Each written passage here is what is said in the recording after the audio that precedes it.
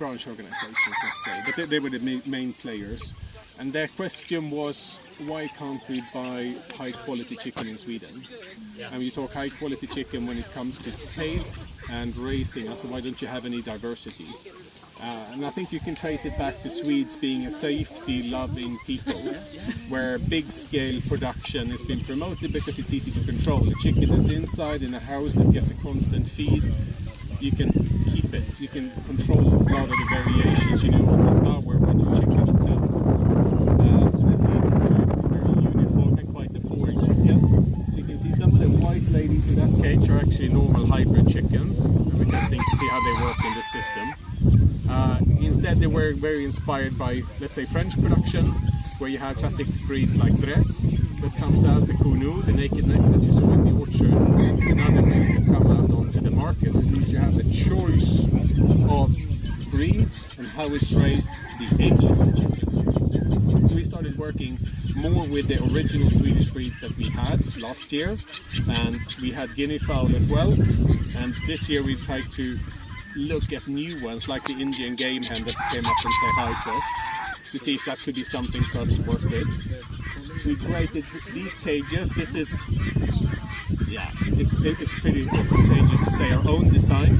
Well, I was telling you before that I'm inspired by a Swedish PhD student at Ultuna that wanted to look at outdoor ranging systems and see is the level of salmonella or campylobacter higher or are it present, and we couldn't detect it in these sort of outdoor systems. I was telling you a little bit that the orchard has its advantages. The animals are totally free, they can find the space they want. The negative is that they come into contact with their own manure constantly. You can be reinfected by parasites. While on this hand side we move these cages every day, they get a nice free green new set of grass and the old area can regrow again. I was saying once these cages are down in the bottom in around a week, we come in with the tractor and we top off all this so we have nice new fresh grass growing instead. We have more clover, we have more of the dandelions coming up, more interesting green feed for the chickens than when it gets coarse and they can't eat it. The general effect on the grass is fantastic when it comes to being grazed. Herbs and clover don't like it so much as grass because grass regrows, and particularly when you have a lot of chickens pooping on you for one day, you have a lot of nutrients as well to use to grow back.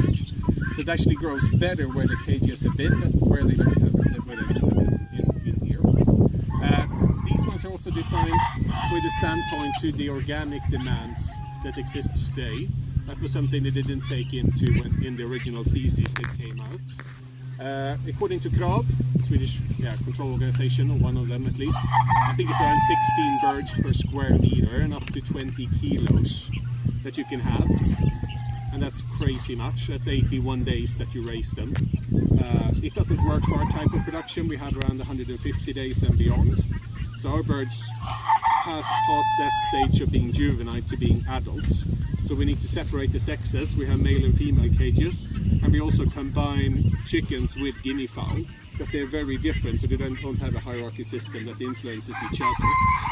In the cages we also have perches in the back because they're adult birds. They want to perch at night. They don't want to sleep on the ground like babies do. They want to come up a little bit. If you look at, for instance, other chicken tractor models, they have totally open roofs, and those work fine with a bird that can't fly. But if we open here, it just sort of pops out instead. So we have a little door in here that we can lower, and then we close the chickens in the back, and then we have a hatch in the back, and we can catch them when it's time to slaughter or it's time to inspect them or control weigh them or anything like that. We have 40 birds per cage, so there's enough room for 40 birds when it comes to perch dimensions and the space indoor and the outdoor and all that. And like I said, moved every day. We use these bell drinkers for water, and we have feeders inside.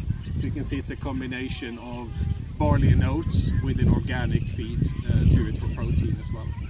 Do you slaughter here? For our own use, yes, but not when we sell out to restaurants now. And that's the controlled part of it.